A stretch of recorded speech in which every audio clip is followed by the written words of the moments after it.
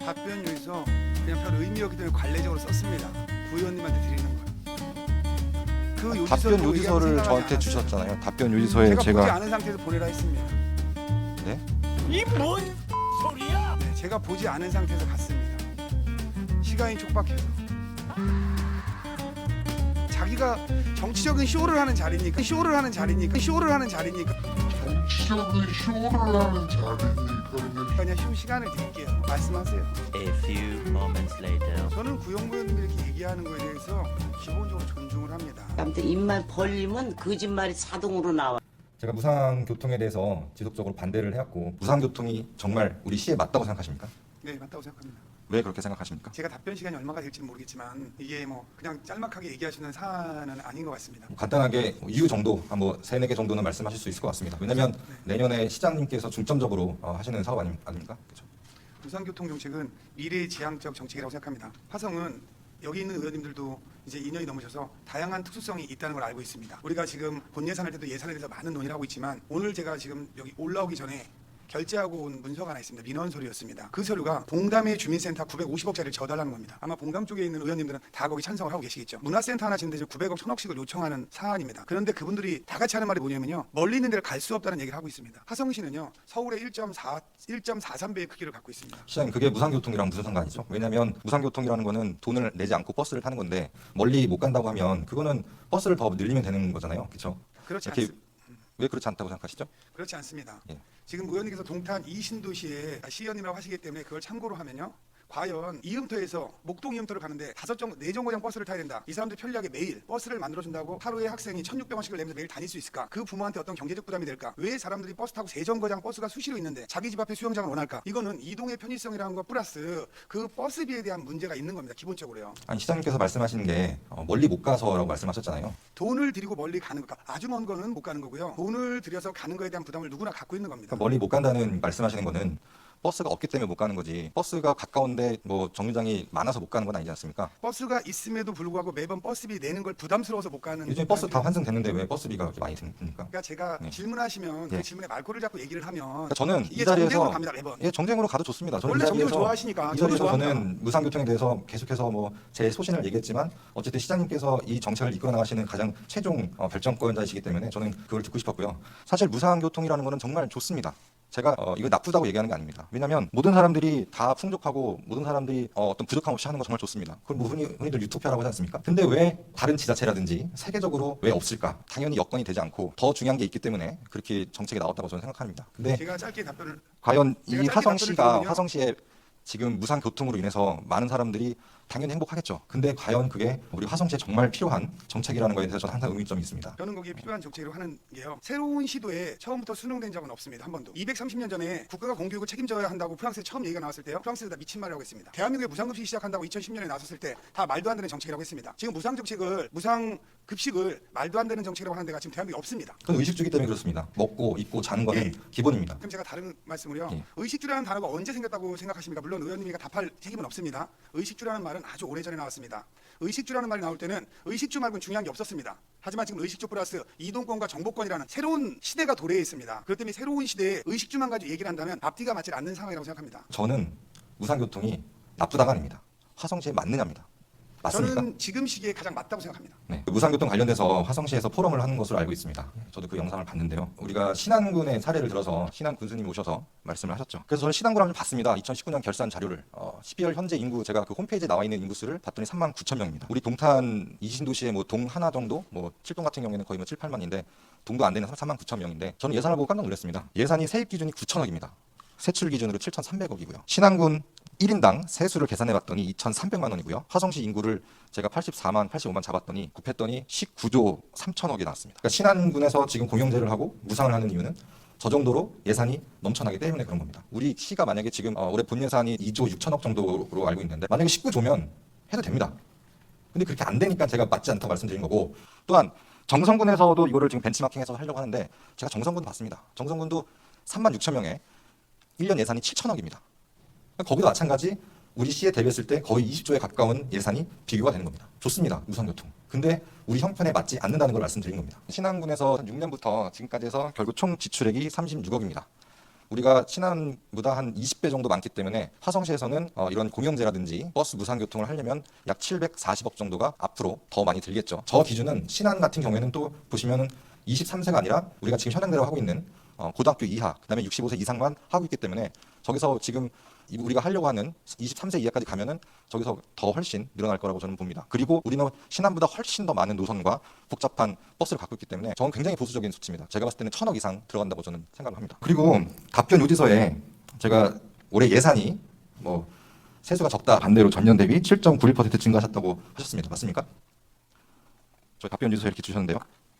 예, 이거 뭐 세입 기준으로 발표를 했기 때문에 맞을 겁니다. 네.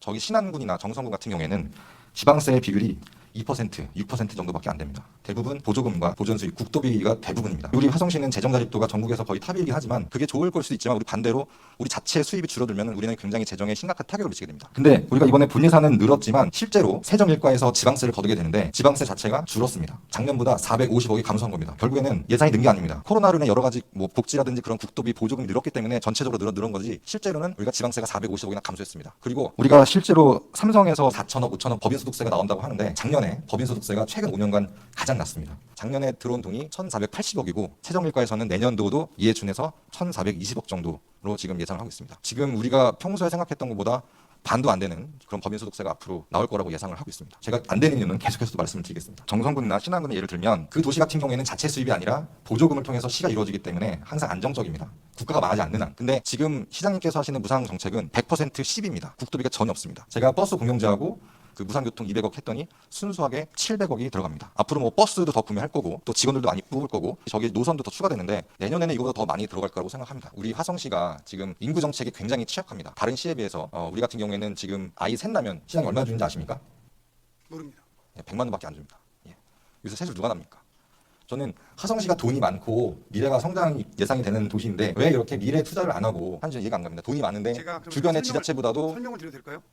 이거를 제 말씀을 드려야 앞으로도 이해가 되실 겁니다. 이해가- 싫으면 제가 안 하겠습니다. 예, 제가 계속 말씀드리겠습니다. 아동교육과가 지금 2021년 세출 예산이 한 3,800억 정도 됩니다. 세입이 많이 잡혔는데요. 국도 보조금과 시도 보조금입니다. 그러니까 순수하게 실제 우리 시가 어떤 마인드를 갖고 정책을 하려는 예산은 저것도 보수적으로 잡아서 한 600억 정도 수준밖에 되지가 않습니다. 그런데 무상교통이라는 정책, 버스 공영제라는 정책이 과연 우리 아이들과 미래를 위한 성장을 위한 그런 아이들의 예산보다 더 좋을까라는 생각에 저는 이렇게 비교를 해드리는 겁니다. 버스 공영제에 대해서 또 이렇게 주장을 하십니다. 버스 공영제는 그린 뉴딜 정책이다.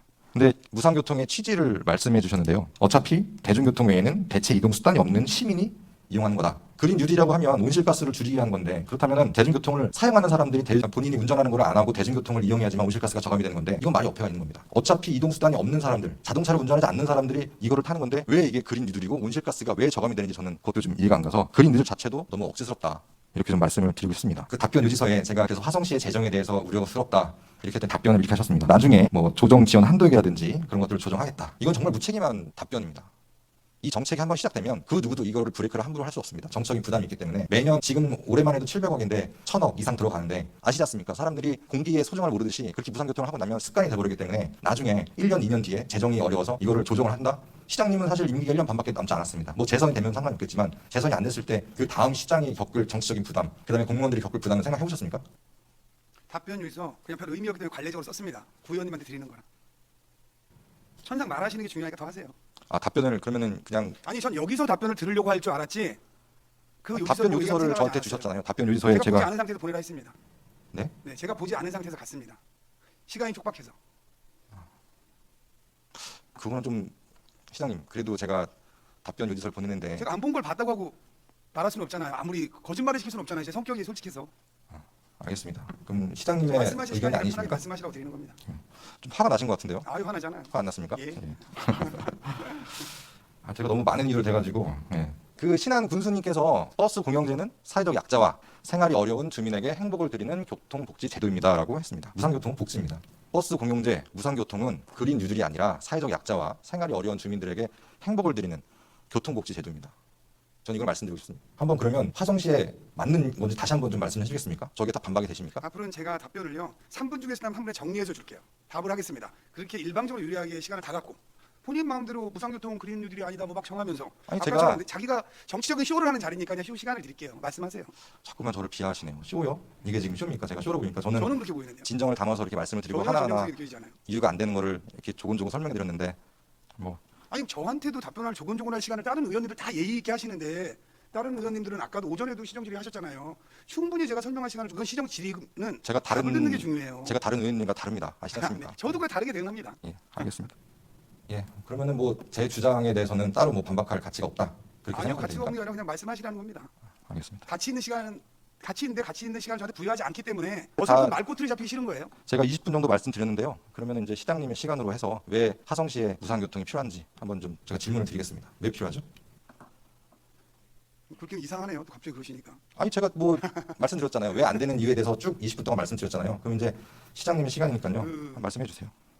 서로 조사를 하다 보면 생각이 다를 수 있습니다. 저는 구영무 의원님이 이렇게 얘기하는 거에 대해서 기본적으로 존중을 합니다. 아무튼 입만 벌리면 거짓말이 자동으로 나와. 제가 요구하는 우리가 같이 대화를 하려면 상대방도 존중을 하고 함께 해야 되고 잘못된 걸 실을 바로잡자 하는 거에 대해서 저는 찬성을 말씀해 합니다. 주세요. 왜 안 되는지요. 예. 예, 좀 아까 두 가지로 다른 얘기 하셨어요. 신한군 얘기를 들으면서 신한군은 재정자가 제가 아까 그건 제가 준비한 게 아니라 제가 잠깐 봐서 숫자 잊어먹었지만 예산이 9천억에 달하고 1인당 얼마씩 돼서 화성시가 그걸 하면 19조에 달한다 이런 말씀하셨고요. 또 하나는 신한군은 자체 재정자가 너무 낮다. 그래서 전부 다 교부금에서 의존하는 데다 저기는 무상버스는요 국도비를 안 받고 전부 그 낮은 재정자를 빼서 운영하고 있습니다. 그럼 비교를 할 때 그게 맞아야 된다는 거죠. 그리고 신한군은 65세 이상 어르신이 몇 %고 화성시는 몇 %고 이 비율에 대한 얘기가 있어야 되고요. 네. 아까 아동 정책에 대해서 얘기한다면 아동에 600억을 쓰는데 지금 화성시 무상교통 18세 미만의 정책입니다. 그럼 이건 아동 정책 비용에 들어가야 되는 거고요. 아까 제가 국가와 다르다는 거는 화성시는 지금 제가 시장될 때 71만이었는데 지금 외국인 포함해서 89만 3천 명이 살고 있습니다. 인구가 기하급수로 늘고 있어요. 그런데 국가 정책이 국가가 인구 절벽에 간다고 해서 국가는 인구 증가 정책을 펴야 되지만 지자체 장으로서 화성시가 인구 증강책을 펴야 되냐 이거는 정책적인 판단에 다르다고 저는 생각하는 겁니다. 근데 거기에 국가는 인구가 절벽에 도달하게 생겼으니 화성도 계속 인구 증강책을 쓰자. 저는 시간적으로 지금 완급을 조정할 시기라고 생각합니다. 저희가 18세 미만 인구도 가장 많은 쪽에 속하고 그다음에 인구 출산율도 그렇게 낮은 도시에 속하지 않습니다. 그럼 저희가 거기에 인구 증강책을 피는데 돈을 쓰는 것보다 현재 아동으로 되어 있는 분들한테 돈을 어떻게 효율적으로 지출하냐에 대한 부분이 있고요. 무상버스로 또 넘어간다면 무상버스는 말씀하신 일부 저랑 다른 견해가 있어요. 그린 뉴딜에 대한 정책에 대해서 그린 뉴딜은 한쪽으로만 볼 수 없습니다. 말씀대로 무상버스를 저희가 한 10,000명 정도가 버스를 이용할 거가 있는데 작년에 인구하고도 무상 버스 신청가가 늘었습니다. 버스 신청가가 늘었다는 것은 그 사람들은 작년에 무엇을 타고 다녔냐에 대한 분석할 시간이 필요합니다. 예를 들면 어머니가 아이들 학교 갈 때 중고등학생 학교를 태워다 주는 것도 예를 들면 그중에 한 명이라도 이건 제 말이 기약일 수도 있어요. 어머니가 학교를 픽업해 주던 거를 버스가 무료인데 버스 타고 가라 했으면 이미 가는 버스에 타기 때문에 탄소 배출량을 줄이는데 조금이라도 일조를 하고 있는 겁니다. 근데 그거를 한 번에 다 분석해서 내놓을 수는 없겠죠. 그다음에 그린 뉴딜의 정책 중에 상당히 큰 것 중에 하나가요. 부의 불균형 해소라는 부분이 있습니다. 무상버스는 작년에 금년에 의원님들의 많은 협조로 저희가 재난지원금을 나눠주겠습니다. 그때 선별이 많냐 보편이 많냐 많을 때도 국가 논란이 많았습니다. 근데 70% 줄 때 어디까지 주고 어디 안 주냐면 이 경계를 어떻게 짜는 애매모호한 부분이 많이 있었어요. 그래서 화성시는 전부를 지급했습니다. 무상버스를 타면 지금 현재 복지층에서요. 저기 일부서 있는 교통복지라는 얘기 저는 반드시 복지라고 생각하지 않습니다. 이동 기본권이라고 생각하는 사람인데요. 이분들이 경제적으로 상층, 중층, 하층을 나누면요. 하층하고 중층하고 우리가 평균 가구당 한 달에 대중교통 비용이 14만 3천 원 정도 차이가 납니다. 그다음에 하층하고 상층하고는요. 한 달에 대중교통 비용이 30만 원 가까이 차이가 납니다. 근데 그분들이 만약 그게 뭐 전부 시내버스에 해당하는 건 아니기 때문에 오류는 발생할 수 있습니다. 이분들이 무상으로 탄다면 어떻게 보면 부의 재분배에도 상당한 효과가 있고 또한 일부라고 지금 표현할 수밖에 없습니다. 저희가 버스 수송률이 15.3%밖에 안 되는데 최종 목표는 그게 꼭 될 거라고 생각하지 않지만 25%까지 올려서 저희가 대중교통 분담률을 끌어올린다면 끝내 자가용 이용이 줄을 거라고 저는 생각합니다. 일부라도 반드시 줄게 될 것이고요. 그럼 그 부분이 그린뉴딜에 해당하고 또 화성시는 지역에 강화를 합니다. 화성시에 대한 여론조사에 보면 첫 번째로 나오는 게 교통 문제입니다. 근데 이 교통에는 두 가지로 나눠집니다. 제일 큰 거는 대중교통 노선 체계에 대한 문제를 얘기하고요.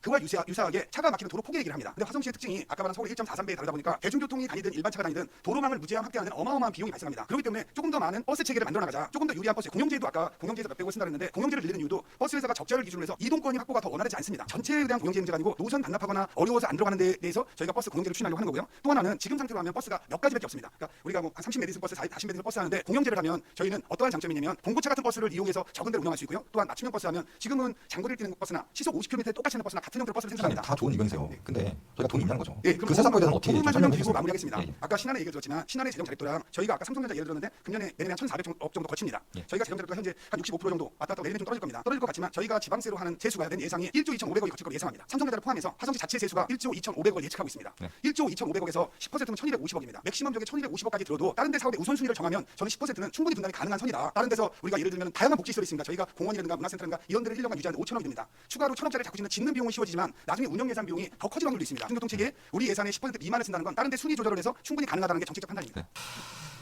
아무튼 저는 제가 하고 싶은 말씀 20분 동안 왜 안 되는지에서 말씀드렸습니다. 뭐 시장님께서 여러 가지 생각이 있겠지만 하여튼 제가 충분히 말할 기회를 주신 건 매우 감사합니다. 아 예.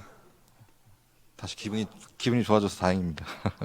아니 기분이 아까 나쁘지 않았다니까요. 네. 오늘 사실 제일 이야기하고 싶었던 거는 무상교통이었습니다. 제가 예결위 통해서도 반대를 했고 본회의장에 의결할 때도 반대를 했고 여러 가지 측면에서 무상교통에 대한 어떤 효용성, 시민들에 대한 복지, 뭐 시장님께서 말씀하신 그린 뉴딜 어느 정도 다 공감합니다. 하지만 모든 게 다 좋을 수 없다라고 판단이 듭니다. 지금과 같이 우리 화성시가 재정에 대해서 처음입니다. 2년 있었지만 재정에 대해서 우리가 항상 돈이 많다고 생각을 하지만 예산의 편성에 있어서 처음으로 예산이 부족해서 라는 이야기를 많이 들었습니다. 앞으로 우리 화성시가 계속해서 발전을 하겠지만 이게 어디까지 갈지는 모른다고 생각합니다. 정책이라는 거는 지속적이고 장기적이고 변하지 말아야 된다고 생각하는데 그런 것이 변할 수 있다라는 판단이 좀 듭니다. 그래서 앞으로 많은 또 예산이 들 거고 이거를 찬성하는 의원들 계시고 반대하는 의원들 계시겠지만 저는 제 소신껏 이 무상교통에 대해서는 지속적으로 진행 과정에서도 어떤 보완점이라든지 대안이 있으면 언제든 적극적으로 의견을 내겠습니다. 끝까지 경청해 주셔서 감사합니다.